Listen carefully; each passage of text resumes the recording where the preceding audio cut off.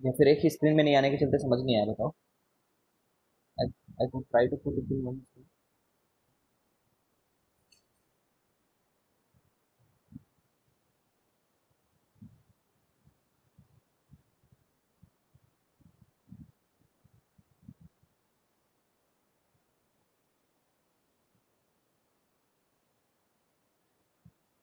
हर्षिता, निकिता, सार्थक, कावेज, तुम लोग homework send करोगे अभी? देवेंद्र तू भी, मैथ्स वाला।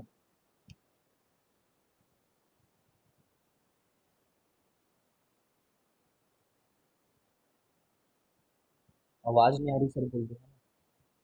ये तो बोलते हैं। Sorry sir. नहीं, जिनको होमवर्क के लिए बोला जा रहा है उनको नहीं आ रही होगी सर।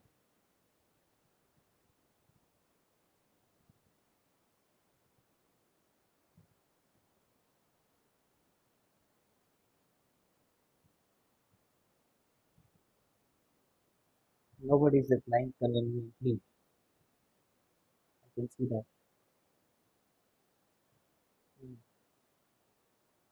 लेकिन होमवर्क नहीं आ रही सर तुमको।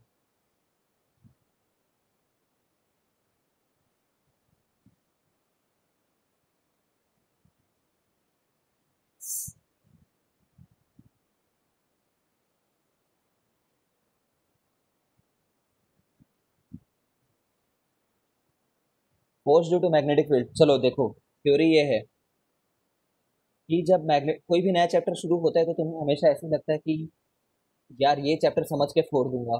फिर चैप्टर जैसे जैसे आगे बढ़ता है तो तुम रिवाइज नहीं करते हो, घर जा करके हर दिन कुछ क्वेश्चन प्रैक्टिस नहीं करते हो। फिर सोचते हो यार पहले पहले अच्छा लग रहा था, सर अब शायद गंदा पढ़ा रहे हैं। ठीक है, तो पहले पहले तो सबकी उम्मीद हाई रहता है, ये ठीक है। तो जैसे जैसे चैप्टर आगे बढ़ता है, ठीक है, सब झूठ जाते हैं एकदम ही, बिल्कुल समझ में नहीं आ रहा है करके। ठीक है, पहले तो लगता है ट्रॉफी जीत जाओगे करके। तो what is here now, force due to magnetic field है इसी चैप्टर के अंदर, एक दूसरा चैप्टर है समझ लो, विद इन दिस चैप्टर। ठीक है, तो इसी चैप्टर में दोबारा एक बार खुश होने का मौका मिल गया तुम्हें। ठीक है, तो ट्राई करना कि अगर अभी तक नहीं भी समझ में आया ना, तब भी वाले पार्ट को समझो। हमारे साथ भी यही हो रहा है। हाँ, ये होता ही है ना, क्योंकि घर जाके रिवाइज नहीं करोगे प्रॉपर। यार मैं सब लोग को एक बार बोल देता हूँ, चलो again, just because you are good student, JEE advance है पढ़ रहे हो या फिर नीट पढ़ रहे हो, क्या मैं तुम्हारा एग्जामिनेशन क्लियर करा सकता हूँ? डेफिनेटली नहीं। ठीक है, it is you who is going to study this thing, जितनी जल्दी समझ सको। नहीं भाई, बिल्कुल नहीं। सिर्फ तुम पढ़ोगे और तुम जो अपने क्वेश्चन सॉल्व करोगे ना, that is the only property. There is no one in the entire universe जो ये एग्जामिनेशन को, जैसे स्कूल में होता था ना, सर की बात बस सुनी और एग्जाम में जाकर के लिख दिए। ठीक है, 9 10 तक चलता है वो। ठीक है, 11 12 में बिल्कुल भी नहीं पॉसिबल है, तो you have to study mandatory. ठीक है, एंड उसी दिन ही पढ़ना बहुत जरूरी है। If you not following the protocol, you are just losing out. ठीक है, जस्ट फॉलो द रूल्स, उस दिन पढ़ हो जाते हैं। तो खैर, नई उम्मीद के साथ चालू करते हैं मैग्नेटिक फोर्स। नई उम्मीद नया सवेरा, ऑब्जर्वेशनल बात से चालू होगी।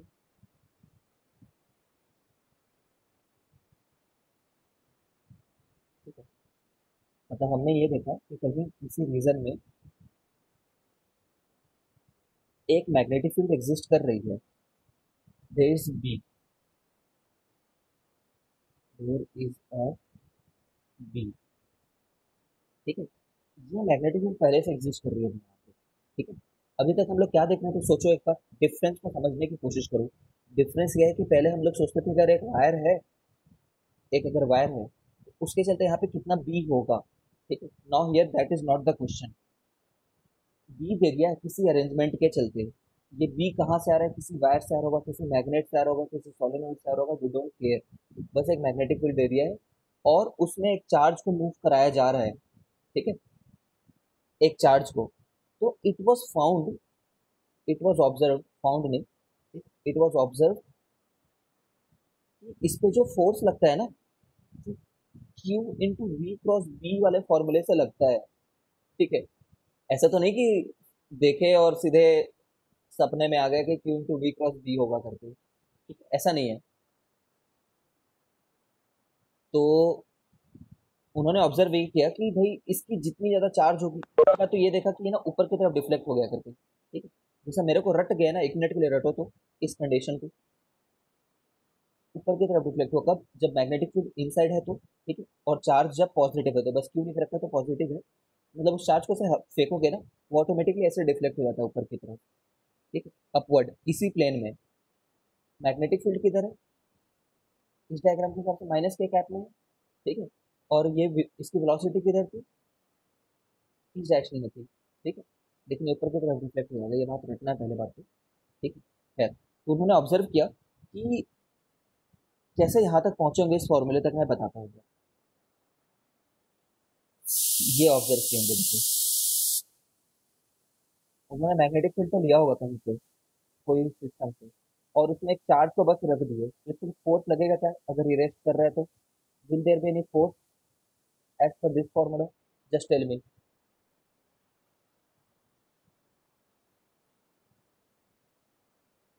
अगर सर एक बार चार्ज, क्वेश्चन रिपीट करिए तो। क्या बोलो, सर एक बार क्वेश्चन रिपीट करिए। देखो, by observation the scientist found that the formula acting on the moving charge is given by the formula q into v cross b, ठीक है। It was found like this. So as per this formula, can, if there is a charge inside a magnetic field and the charge is at rest, so will there be any force on charge? Of course not, ठीक है, क्योंकि v zero है तो उसमें force ही नहीं रहेगा, है ना। बस वो चार्ज अगर रुका हुआ है ना, तो it will not be experiencing any force, ठीक है। ये ऑब्जर्वेशन वन रहा होगा उनका, ठीक है, उनका वन रहा होगा, तो उन्होंने रिलेट किया होगा कि भाई ये फोर्स जो है वो तो पक्का वेलोसिटी के प्रोपोर्शनल है। ये उन्होंने ऑब्जर्व किया होगा, हम लोग रिवर्स ऑर्डर में उसको एनालाइज कर रहे हैं, ठीक है। फिर उन्होंने ये देखा होगा कि लेट अस से मैग्नेटिक फील्ड इस डायरेक्शन में है मान लो, और इसी डायरेक्शन में किसी चार्ज को भेज दिया, तो उसके ऊपर फोर्स लगेगा क्या, अभी चार्ज है उसकी वेलोसिटी भी है, अभी फोर्स रहेगा क्यों पे, नो सर। ठीक है, अभी भी नहीं रहा होगा। ये उन्होंने ऑब्जर्व किया होगा, तो उन्होंने सोचा होगा ओके, जब वेलोसिटी ने v के साथ में जीरो एंगल लगाया तो फोर्स नहीं आया, ठीक है। तो v और b के बीच में पक्का कोई क्रॉस का रिलेशन होना चाहिए, क्योंकि साइन थीटा, साइन जीरो होने पे जीरो वैल्यू प्रोड्यूस करता है। क्रॉस क्रॉस के बारे में ये पता इसलिए चला होगा क्योंकि, अच्छा, और क्या, और तीसरा क्या किया होगा, किसी न्यूट्रॉन को भेज करके देखा होगा, मैग्नेटिक फील्ड तो लगा दिए, but we sent some neutron and there was no deflection observe, no deflection.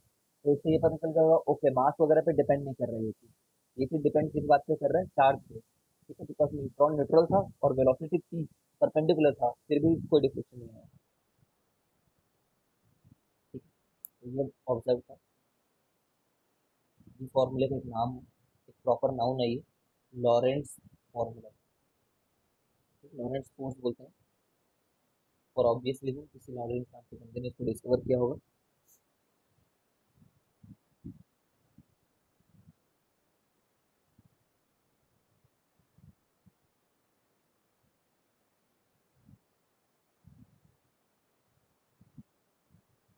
आ जाओ फिर। अच्छा, डायरेक्शन तो हमने रियलाइज किया ही नहीं, डायरेक्शन रियलाइज करते हैं, that is a very important part, बहुत ज्यादा इंपॉर्टेंट पार्ट है, देखते हैं।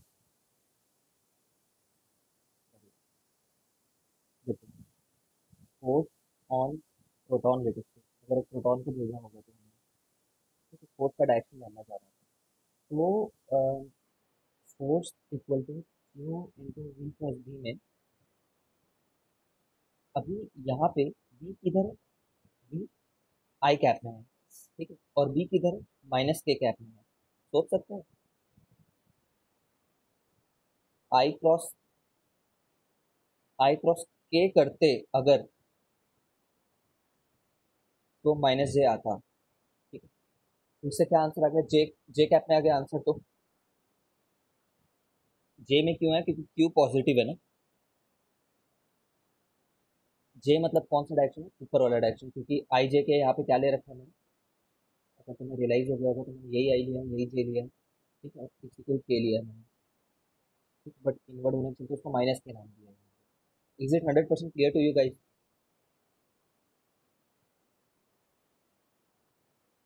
Yes, sir. अच्छा, अब तुम मुझे बस एक बात बता दो कि जिसके ऊपर मैं थोड़ा इस बात को ध्यान देना, because they try to catch you on this. जैसे मान लो कि मैंने दो अलग अलग ऑब्जेक्ट लिए,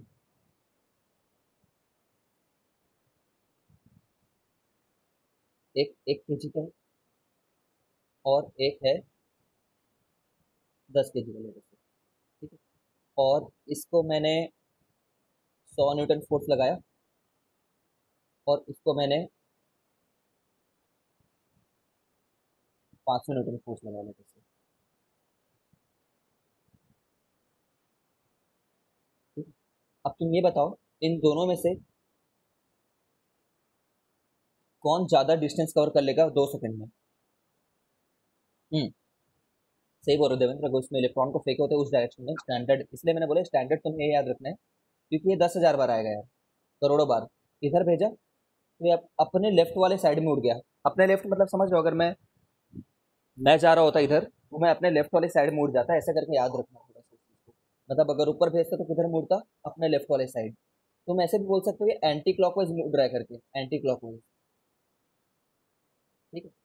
अब यहाँ पे ये क्वेश्चन है मेरा, यहाँ पे दोबारा आओ यहाँ पे, कि अगर दो लोगों को मैंने अलग अलग अमाउंट ऑफ फोर्स दिया है तो कौन ज्यादा एस कवर कर लेगा, है ना, S covered, distance covered in 2 second, ठीक है, इन 2 सेकेंड या फिर 5 सेकेंड या फिर 10 सेकेंड। तो तुम ये नहीं बोलोगे जिसके ऊपर ज्यादा फोर्स लगा है, ऑफकोर्स कोई गधा ही होगा, ठीक है। तो क्या आंसर होगा तुम्हारा? जिसके ऊपर में ज्यादा एक्सीलरेशन है, ठीक है ना, s equal to u t plus half a t square. इस बात पे डिपेंड कर रहा है क्योंकि यू तो जीरो है, यू रहता तो यू पे भी डिपेंड करता, ठीक है, बट ए के ऊपर डिपेंड करता है। मैकेनिक्स याद है तो चलो, इतने बच्चों वाले तरीके से क्यों समझाया मैं अभी बताता हूँ तुम्हें, है ना यार। या तो इसको लेफ्ट बोलना, है ना, लेफ्ट मतलब तुम उस डायरेक्शन में जाते हो, इमेजिन करना लेफ्ट हैंड, या तो anti clockwise, anti clockwise will be a better word, ठीक है। चलो आ जाओ इस क्वेश्चन में फिर। एक रीजन है, there is a reason with B, कुछ बी है यहाँ पे मैग्नेटिक फील्ड, ठीक है, और ये कट ऑफ रीजन है उसका, समझ रहे हो, सॉलिनॉइड से बनाया होगा कैसे भी, डोंट रियली केयर, ठीक है। अब इसमें 4 लोग घुसते हैं, ठीक है, 4 एकदम क्लोजली रिलेटेड दोस्त घुसते हैं, और उनके साथ ये बिहेवियर होता है कि एक बंदा सीधे निकल जाता है, ठीक है, एक बंदा इधर मुड़ जाता है, एक और बंदा इधर ही मुड़ता है, ठीक है, और एक बंदा जो है वो बोलता है कि चलो मैं इधर से घुस जाता हूँ, ठीक है। 1 2 3 4, ठीक है। तुम्हें बताना है 4 दोस्त कौन थे? Amar, Akbar, Anthony, proton, alpha particle. Alpha समझते होगे, अल्फा पार्टिकल क्या होता है? अल्फा पार्टिकल अगर कुछ गधे लोग नहीं जानते तो हीलियम का न्यूक्लियस है, HCl, ठीक है? कोई एक इसमें से इलेक्ट्रॉन है, कोई एक इसमें से न्यूट्रॉन है, पहचानो।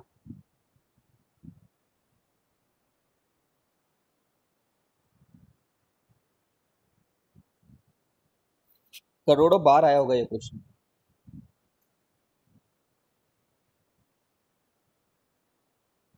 CGPAT, VIT, जेई मेंस, इसका तो फेवरेट है। जेई मेंस थोड़ा सा मैचियर हो गया, but this is a very basic. तुम्हें आइडेंटिफाई करना है, मैं नाम नहीं ले रहा हूँ, उसमें से कौन कौन है ये बताना है तुम्हें। सभी लोग सोचेंगे।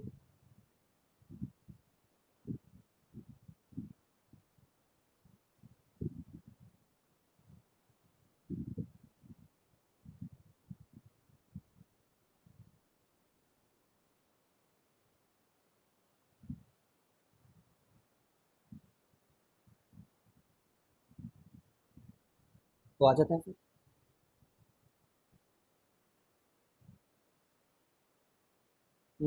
देखो, थ्री तो पक्का न्यूट्रॉन है।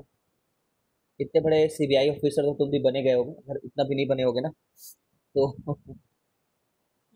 डूब मरो। ये तो पता है ना रिया चक्रवर्ती का आजकल सीबीआई जांच कर रही है, वही जांच तुम्हें भी करनी है। मुंबई पुलिस से तुम लोग, भाई तुम सच में मुंबई पुलिस से सीधे बात। ठीक है, अब जो अलग बंदा होगा वो पक्का अलग चार्ज का होगा यार।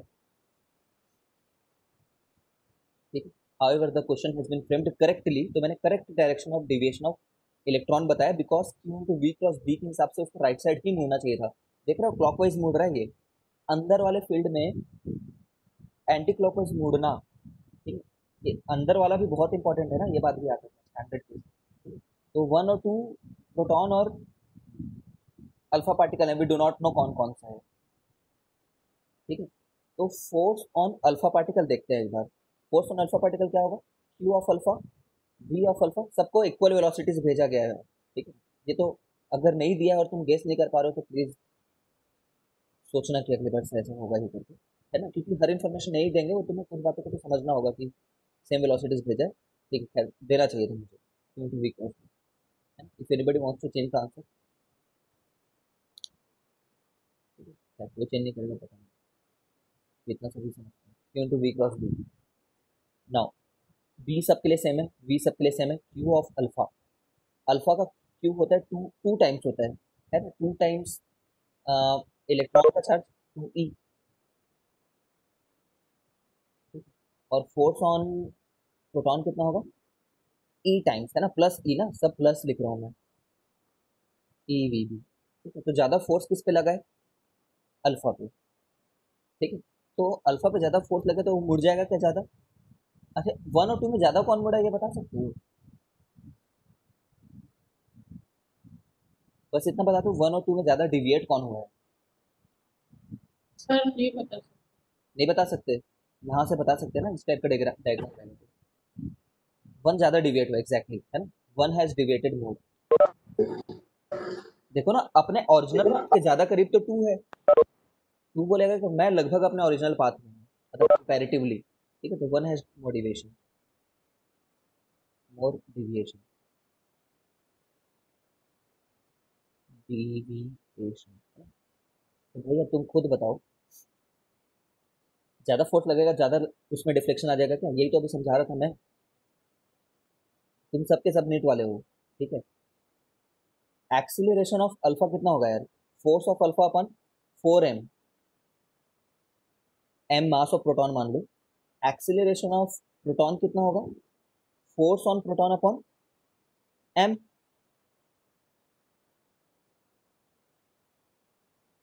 2 eV/4। एक्सीलरेशन कितना है, eV/m। किसका एक्सीलरेशन ज्यादा हुआ, इसका, मतलब इसमें जल्दी जल्दी चेंज आएगा।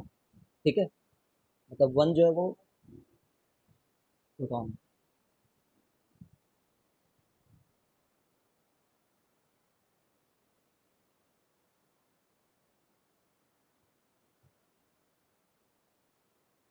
इधर जो लिख रहा हूँ मेरी सेल्फ कैलकुलेशन, बाकी तुम इसको समझने की कोशिश करो। इसको आगे जाकर के एक रेडियस के कंसेप्ट से भी देखेंगे, रेडियस के कॉन्सेप्ट बहुत सरल कर देगा इस क्वेश्चन को और भी ज्यादा, but this is very basic calculation. Force नहीं भाई, ऐसा लिखा हुआ है तो डिविएशन किसका ज्यादा हुआ है, बस ये पूछना है। मैं बस पूछ रहा हूँ कि अगर ये डायग्राम है तो कौन क्या है, बस इतना पूछा था ना मैं तुमसे।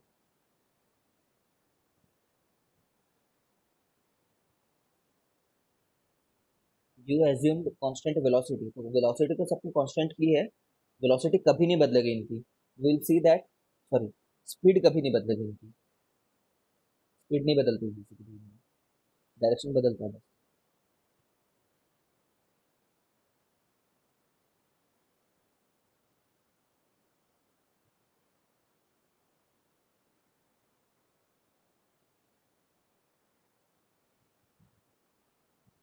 हाँ, तो फिर अल्फा का भी ज्यादा डिविएशन होगा ना, इसमें देखो यार वन प्रोटॉन, ये बात है, क्यों ज्यादा डिविएशन होगा, उसका मास ज्यादा है ना, तो उसकी एक्सेलरेशन कम होगी ना।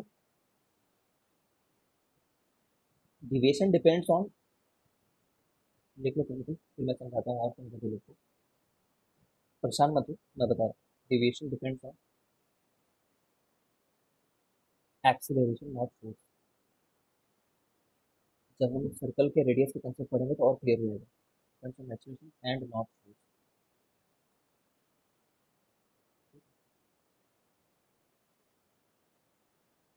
आते हैं, देखो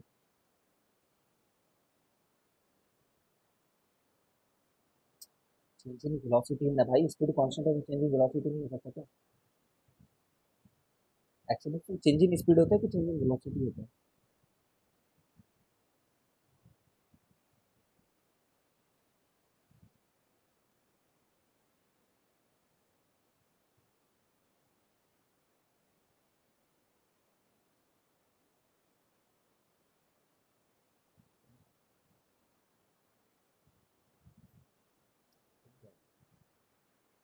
एंड मैंने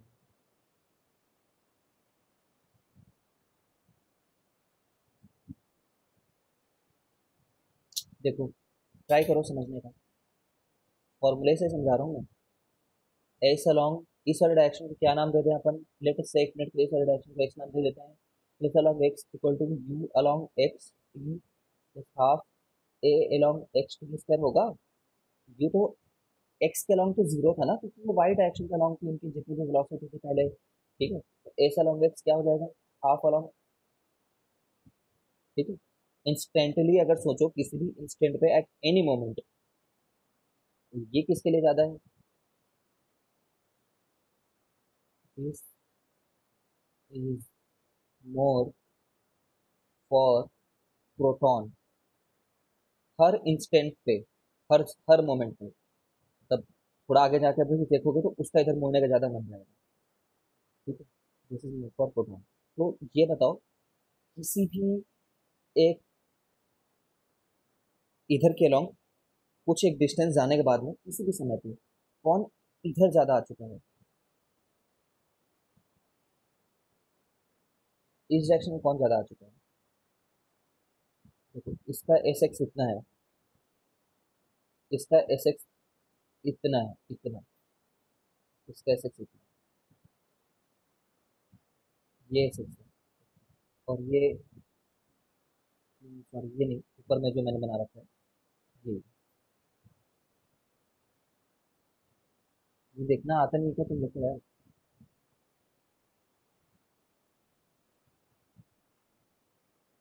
एक्स प्रोटॉन के लिए ज्यादा कैसे है? Acceleration equal to force upon मास।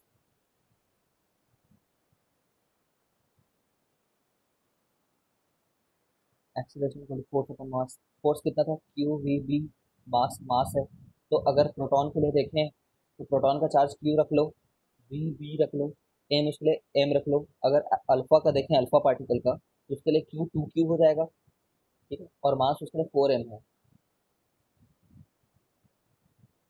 कौन बड़ा हुआ? ये बड़ा हुआ ना, क्योंकि ये कितना है? Q we B by two m है। यार ये क्वेश्चन में पीएचडी मत करो तुम, समझो बस इतनी बात को। सिंपल ये सोचो कि किस पे ज्यादा फोर्स लगा है। ऑफ कोर्स अल्फा पार्टिकल पे ज्यादा फोर्स लगा है। ठीक है, no doubt about it, alpha particle पे ही ज्यादा फोर्स लगा है। बट सिर्फ फोर्स से मैं बता दूंगा क्या कितना डिविएट हो जाएगा? तो खुद सोच, अरिंदम को एक बार धक्का दे दें, ठीक है, और जाकर के देवेंद्र को एक बार धक्का दें, ठीक है, सेम फोर्स से, तो कौन कौन ज्यादा खिसक जाएगा? अरिंदम तो कहीं दूसरी क्लास में फेंका जाएगा ना। ठीक है, तो it depends on the mass, the deviation, the effect of the force will depend on the mass. ठीक है, तो जो ज्यादा हेवी है, ठीक है, ओवरऑल कुल मिलाकर के ये चीज एक्सीलरेशन जिसका ज्यादा है, ठीक है, वो ज्यादा डिविएट होगा। जो ज्यादा हेवी है, जिसमें कम एक्सीलरेशन है। ठीक है, नेक्स्ट चीज तो एक्सीलरेशन पे डिपेंड करता है। नेक्स्ट चीज एक्सीलरेशन पे डिपेंड करता है, बिकॉज फाइनली तो डिस्प्लेसमेंट देखना चाह रहे थे। Deviation is what? Deviation is simply displacement. ठीक है, तो एक्सीलरेशन पे बात आ गई। ठीक है, तो इसे लिखता हूँ force on alpha is more, but deviation of proton is more, since mass of P is less. Enough.